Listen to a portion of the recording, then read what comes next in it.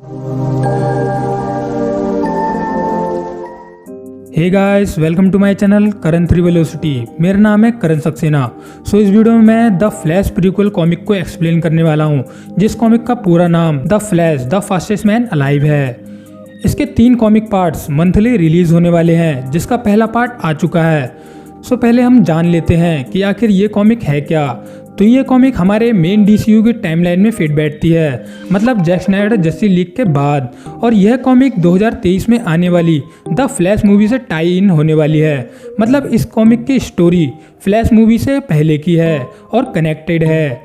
यह comic the flash movie से connected है, तो इसमें हमें DCU के ओरिजिनल कैरेक्टर्स देखने को मिलने वाले हैं। जैसे इस कॉमिक में हम देखेंगे DCU का बैटमैन, फ्लैश, अल्फ्रेड और कुछ नए विलन्स जो कि DCU में कैनन होंगे। टाई इन कॉमिक होने के कारण यह DCU में कुछ हद तक इम्पॉर्टेंट है। अभी इसका इशू 1 आ चुका है। DCU की टाइमलाइन से कनेक्ट होने की वजह से मैं इस कॉमिक को एक्सप्लेन कर रहा हूँ और ये कॉमिक मुझे बहुत ज़्यादा पसंद आई है। एक्सप्लेनेशन अच्छी लगे तो वीडियो को लाइक कर देना और मूड बन जाए तो चैनल को सब्सक्राइब कर देना। खैर, एक्सप्लेनेशन शुरू करते हैं। The Flash the fastest man alive part 1। Part 1 शुरू होता है। हम पहुंचते हैं सेंट्रल सिटी के अम्यूजमेंट पार्क में और अभी रात का समय है। यहाँ पर हम विंसेंट नाम के एक गन डीलर को देखते हैं, जो कि पहले गॉथम सिटी में गन डीलिंग का इलीगल काम करता था, पर वहाँ पर बैटमैन के होने के डर से अब विंसेंट सेंट्रल सिटी में शिफ्ट हो चुका है।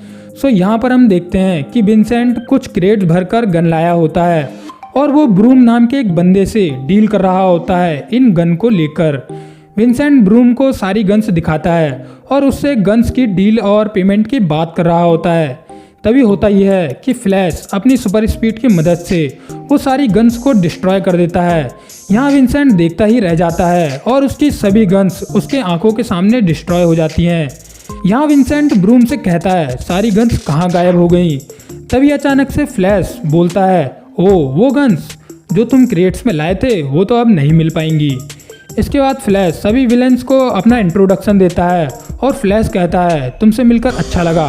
बाय द वे, मेरा नाम फ्लैश है और क्या बैटमैन को पता है कि तुम यहाँ पर हो। इसके बाद फ्लैश को देखकर गन डीलर्स के चमचे फ्लैश पर हमला कर देते हैं, पर फ्लैश के पास सुपर स्पीड होने की वजह से फ्लैश उन चमचों को ऐसे सुपर स्पीड से मारता है कि उन्हें दिखता ही नहीं कहां से लात पड़ी और कहां से घुसा। खैर, यहाँ विंसेंट देखता है कि फ्लैश अब नहीं रुकने वाला, वो हमें जेल पहुंचाकर ही मानेगा। पर होता यह है कि विंसेंट ने अपनी सेफ्टी के लिए एक मॉन्स्टर लाइक एक आदमी हायर कर रखा होता है, जिसका नाम होता है गेडर। गेडर का शरीर स्टील से भी ज़्यादा मजबूत होता है। इसके बाद गेडर, जिसका शरीर स्टील का है और उसका साइज एक इंसान से 5 गुना है, वो फ्लैश पर अटैक कर देता है। यहाँ फ्लैश गेडर के अटैक से बचकर कहता है अब ये कौन आ गया, स्टील की दीवार। जब फ्लैश गेडर को हैंडल करने की कोशिश करता है तब विंसेंट यहाँ से बच निकलने में कामयाब होता है, पर यहाँ पर गेडर फ्लैश पर अभी भी अटैक करता रहता है। तो फ्लैश गेडर पर सुपर स्पीड से पंच मारता है, पर गेडर का शरीर इतना मजबूत होता है तो होता यह है कि फ्लैश के हाथ और उंगलियां टूटकर टेढ़ी मेढ़ी हो जाती हैं। फ्लैश की उंगलियां ऐसी हो जाती हैं जैसे टेढ़े मेढ़े के कुरकुरे। जब फ्लैश अपनी टूटी हुई उंगलियों को देख रहा होता है तब गेडर फ्लैश को एक जोर का पंच मारता है और फ्लैश दूर जाकर गिरता है और उसकी कुछ रिब्स टूट भी जाती हैं। उंगलियां तो पहले से ही टूटी थी। यहाँ दर्द में नीचे पड़ा हुआ फ्लैश कहता है सुपर हीरो बनना मेरे बस की बात नहीं है, आज तो सिर्फ हड्डियां टूटी हैं, आगे पता नहीं क्या क्या टूटेगा। खैर, इस बीच विलन गेडर भी यहाँ से चला जाता है। इसके बाद हम एक खंडहर वेयर हाउस में पहुँचते हैं, जिस जगह को विंसेंट ने अपना अड्डा बना रखा है। यहाँ पर गेडर भी पहुँचता है। गेडर सीधा विंसेंट से अपने रुपए मांगता है, $10,000, क्योंकि गेडर ने फ्लैश से फाइट की थी और विंसेंट को फ्लैश से बचाया था। पर यहाँ विंसेंट गेडर को रुपए देने से मना कर देता है और कहता है तुम्हें फ्लैश को गन से डिस्ट्रॉय करने से पहले रोकना चाहिए था, ना कि गन डिस्ट्रॉय करने के बाद। मैं तुम्हें फाइट करने के पैसे नहीं दूंगा। ये सुनकर गेडर गुस्से में आ जाता है और वो विंसेंट को पंच मारने वाला ही होता है। तभी विंसेंट गेडर के सामने एक डील रखता है और कहता है अगर तुमने फ्लैश को जान से मार दिया तो मैं तुम्हें 3 गुना रुपए दूंगा। ये सुनकर गेडर खुश हो जाता है और कहता है ओह 3 गुना रुपए बस सिर्फ फ्लैश को मारने के हो जाएगा, तुम चिंता मत करो। इसके बाद हम देखते हैं गेडर की बैक स्टोरी, जिसमें हम देखते हैं कि गेडर के फादर हॉस्पिटल में भर्ती हैं, जिनके लिए गेडर को पैसों की सख्त ज़रूरत होती है। इसीलिए गेडर विंसेंट के लिए काम करता है और वो इसीलिए क्राइम करने को भी तैयार है और वो फ्लैश को जान से मारने के लिए भी तैयार है। खैर यहाँ विंसेंट गेडर से पूछता है कि आखिर तुम फ्लैश को ढूंढोगे कैसे। तो गेडर विंसेंट से कहता है मुझे बस सिटी में थोड़ा सा ट्रबल पैदा करना है, जिससे कि फ्लैश जरूर लोगों को बचाने के लिए आएगा, तब मैं उसे दबोच लूँगा। खैर 2 दिन बाद हम बैरी एलन को एक बैंक के पास देखते हैं, जो कि बैरी एलन यहाँ से होते हुए क्राइम लैब की ओर जा रहा होता है, जहाँ पर वो काम करता है। तभी होता यह है कि बैरी एलन अपने ऊपर एक बड़ी सी बैंक की तिजोरी को देखता है, जो कि उसके ऊपर और कुछ लोगों के ऊपर गिरने वाली होती है। पर जैसा कि हमें पता है कि बैरी एलन के पास स्पीड फोर्स की पावर्स हैं और वो फ्लैश है, तो बैरी एलन की पावर्स की वजह से सारी चीज़ें उसे स्लो दिखने लगती हैं।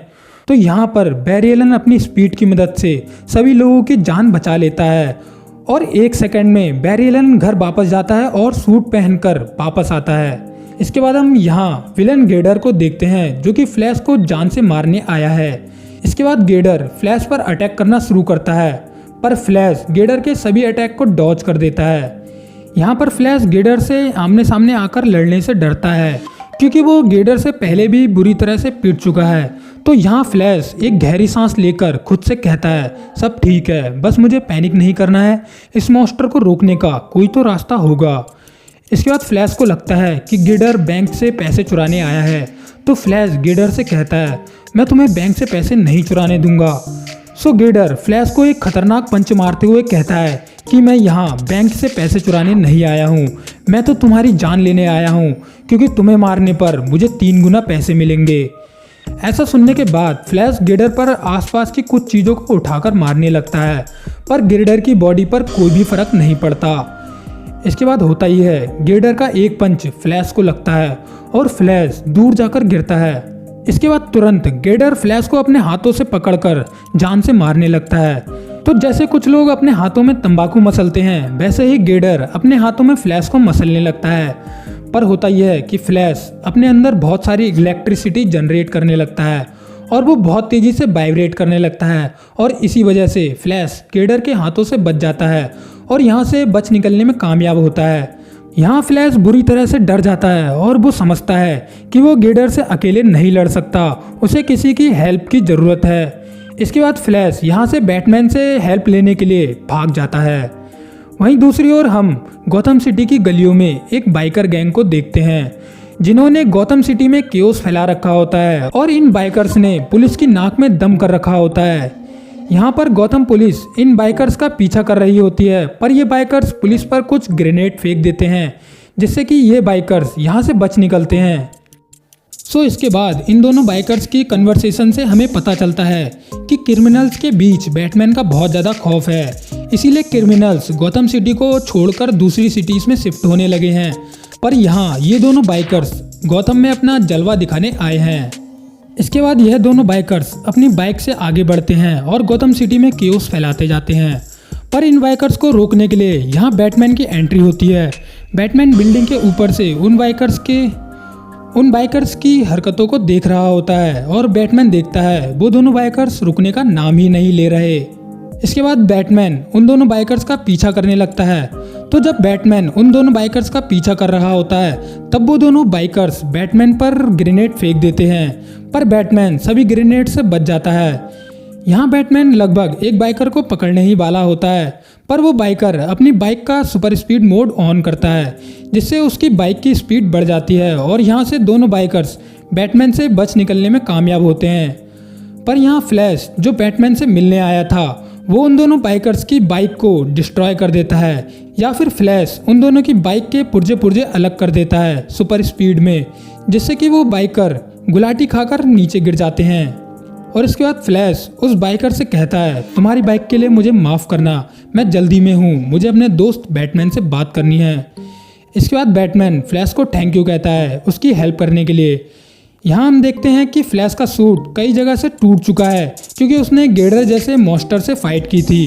सो यहाँ फ्लैश बैटमैन से कहता है मेरी हालत देख रहे हो, मेरी फाइट एक गेडर नाम के मॉन्स्टर से हुई थी और मैं उसे पिटकर और हड्डियाँ तोड़वाकर आ रहा हूँ और मुझे फाइट के दौरान पैनिक अटैक भी आते हैं, तो तुम क्या मेरी हेल्प करोगे? ये सुन के बैटमैन फ्लैश से कहता है, देखो तुम्हें फाइट करना सीखना है, पर मैं ज़्यादा अच्छा टीचर नहीं हूँ, पर मैं तुम्हें फाइट करना सिखा ज़रूर दूंगा। इसके जवाब में फ्लैश कहता है, ठीक है, मैं तुम्हारी बैट केव में मिलूंगा। और ये कहकर फ्लैश सीधा बैट केव चला जाता है। पर यहाँ हम देखते हैं कि बैटमैन उन दोनों बाइकर्स को पकड़कर एक लाइट के पोल में लटका देता है और फिर बैटमैन भी बैट केव की ओर जाने लगता है। वहीं दूसरी ओर हम देखते हैं कि फ्लैश बैट केव में पहुंच गया है। फ्लैश बैट केव को देखकर कहता है कि जब भी मैं यहाँ आता हूँ ये जगह और भी ज़्यादा कूल लगने लगती है। खैर यहाँ हम देखते हैं कि अल्फ्रेड किसी कंप्रेशन वाले सूट पर काम कर रहा होता है, जिस सूट को कम से कम जगह में रखा जा सकता है और वो सूट मजबूत भी होगा। खैर इसके बाद यहाँ बैटमैन भी पहुँचता है। वो फ्लैश और गेडर की फाइट देखकर बैरी एलन से कहता है कि तुम्हें फाइट करना बिल्कुल नहीं आती, तुम्हें पहले बेसिक फाइट करना सीखना होगी। वहीं दूसरी ओर हम पहुंचते हैं सेंट्रल सिटी हॉस्पिटल में, जहां पर गेडर अपने फादर से मिलने आया है। यहाँ हम गेडर के फादर को देखते हैं, उनकी हालत बहुत ज़्यादा खराब हो रखी है। तभी यहाँ एक डॉक्टर पहुँचता है, पर गेडर यहाँ से दीवार तोड़कर भाग जाता है, क्योंकि कोई भी क्रिमिनल ऐसे ही किसी से नहीं मिल सकता, चाहे वो उसके डैड ही क्यों ना हो। खैर गेडर को अपने फादर की बहुत ज़्यादा केयर होती है, इसीलिए वो अपने फादर के बिल्स भरने के लिए क्रिमिनल्स बना हुआ है और वो फ्लैश को मारने को भी तैयार हो चुका है। वहीं दूसरी ओर ब्रूस बैरी एलन को फाइट करना सिखाता है। ब्रूस बैरी से कहता है कि अगर तुम अपनी स्पीड को यूज़ करते रहोगे तो तुम कभी भी फाइट करना नहीं सीख पाओगे। सो ये सुन के बैरी एलन बिना स्पीड के ब्रूस से फाइट करने लगता है और होता यह है कि ब्रूस बैरी एलन को एक कपड़े की तरह धो देता है। इसके बाद ब्रूस बैरी के हालत देखकर बैरी से कहता है, अगर तुम ऐसे ही फाइट करोगे तो लोग तुम्हारे सामने, तुम्हारी आंखों के सामने मर जाएंगे और तुम कुछ भी नहीं कर पाओगे। खैर यहाँ पर ब्रूस बैरी को उकसाने की कोशिश कर रहा है, जिससे कि वो अपनी स्पीड को अच्छे से यूज़ कर पाए। सो होता भी यही है कि ब्रूस की बातें सुनकर बैरी एक्साइटेड हो जाता है और सुपर स्पीड में आकर और बैरी सुपर स्पीड में सारे पास में रखे हुए भारी भरकम सामान को और चीज़ों को उड़ा देता है। और इसके बाद सुपर स्पीड में फ्लैश ब्रूस से कहता है, तुम देखना चाहते हो ब्रूस मैं किस चीज़ का बना हुआ हूँ? ऐसा कहकर बैरी एलन पंच ट्रेनर में एक सुपर पंच मारता है। सो हम देखते हैं कि बैरी के इस पंच में इतनी स्ट्रेंथ होती है कि पीछे की दीवार भी टूट जाती है। यहाँ पर हम ये भी देखते हैं बैरी के एक खतरनाक सुपर पंच मारने के बाद भी उसके हाथों में कुछ भी नहीं हुआ। सो ये देखकर ब्रूस बैरी से कहता है, अगर तुम ऐसा पंच गेडर को मारते तो तुम गेडर को क्या, गेडर से खतरनाक मॉन्स्टर को भी हरा देते। खैर यहाँ बैरी अपने सुपर पंच को देखकर हैरान हो जाता है। तो ब्रूस बैरी से कहता है कि तुम अपनी सुपर स्पीड को यूज़ करके इसी तरह अपनी बॉडी को मजबूत कर सकते हो उस पर्टिकुलर टाइम के लिए।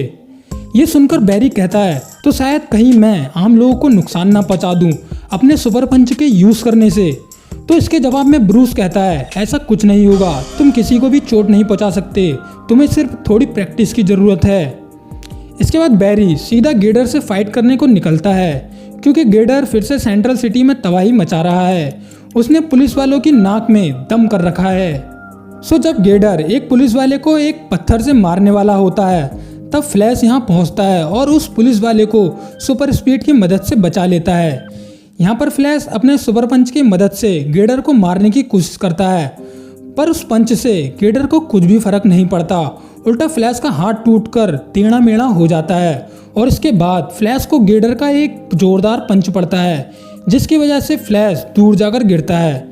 इसके बाद होता ही है, फ्लैश गेडर से डरने लगता है, क्योंकि फ्लैश अपने सुपर पंच को परफॉर्म नहीं कर पा रहा और उसे पैनिक अटैक भी आ रहा है।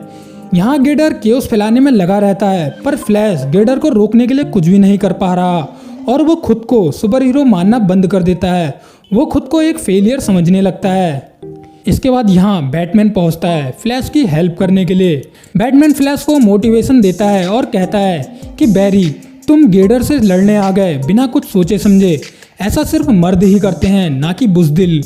इसके बाद बैटमैन फ्लैश को एक रिंग देता है, जिसे डीसी यूनिवर्स में हम फ्लैश रिंग कहते हैं, जिसमें फ्लैश का नया सूट है। ये रिंग देने के बाद ब्रूस बैरी से कहता है, इसमें तुम्हारा नया सूट है, ये सूट एक फास्टेस्ट मैन अलाइव के लिए बना है, तो तुम जाओ और अपनी सुपर पावर्स को आजमाओ और इस मॉन्स्टर को जेल में पहुंचाओ। इसके बाद हम देखते हैं बैटमैन ग्रेडर को काबू करने की कोशिश कर रहा है, पर ग्रेडर रुकने का नाम ही नहीं ले रहा।